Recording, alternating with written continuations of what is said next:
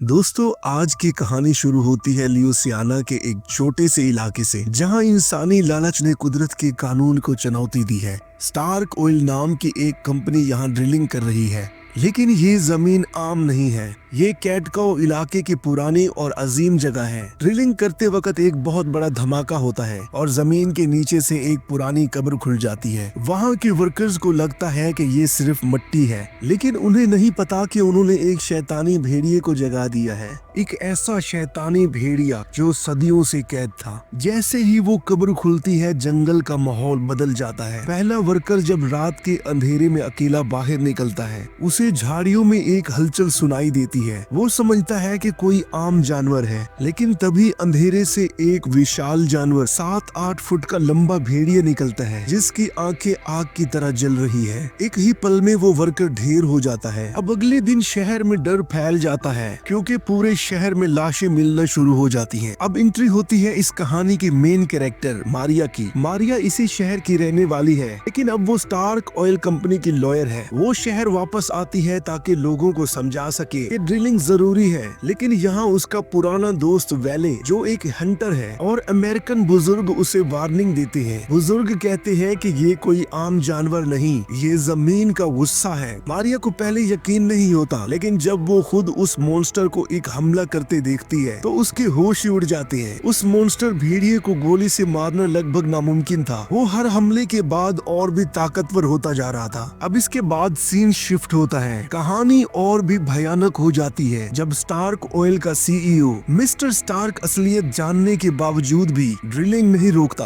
क्योंकि उसे सिर्फ पैसों से मतलब था, लोगों की जिंदगियों से नहीं। लोग इधर उधर भाग रहे हैं और भेड़िया एक एक करके उन लोगों को अपना निशाना बना रहा है। यहाँ हम देखते हैं कि वो वुल्फ कितना स्मार्ट है कि वो सिर्फ उन लोगों को शिकार कर रहा है जो लोग उस ड्रिलिंग का हिस्सा थे। वो सिर्फ उन लोगों पर हमला नहीं कर रहा, बल्कि वो बदला ले रहा है। इसके बाद उन लोगों को सच्चाई का पता चलता है। मारिया और वेले को पता चल गया था कि इस शैतानी भेड़िए को रोकने का सिर्फ एक ही रास्ता है। ये भेड़िया तब तक नहीं रुकेगा जब तक वो सीक्रेट लैंड को दोबारा बंद नहीं कर दिया जाता। इसके लिए उन्हें एक पुरानी तलवार और खास किस्म की रुतल यानी रस्म की जरूरत थी। इसी बीच मिस्टर स्टार्क मारिया को रोकने की कोशिश करता है, क्योंकि अगर ड्रिलिंग रुक गई तो उसका नुकसान हो जाएगा। लेकिन तभी मॉन्स्टर वुल्फ भी वहाँ आ जाता है। मिस्टर स्टार्क अपनी गन निकालता है, लेकिन वुल्फ उस पर झपटता है और उसे मार देता है और उसे उसकी लालच की सजा देता है। ये सीन काफी खतरनाक होता है जब वुल्फ उसको मारता है। अब आखिर में हम देखते हैं कि मारिया और वेले उस मॉन्स्टर को वापस उसी जगह लेकर जाती हैं जहाँ से वो निकला था। चारों तरफ आग लगी हुई है। वेले उस मॉन्स्टर को डिस्ट्रैक्ट करता है और मारिया उस पुरानी रस्म को पूरा करती है।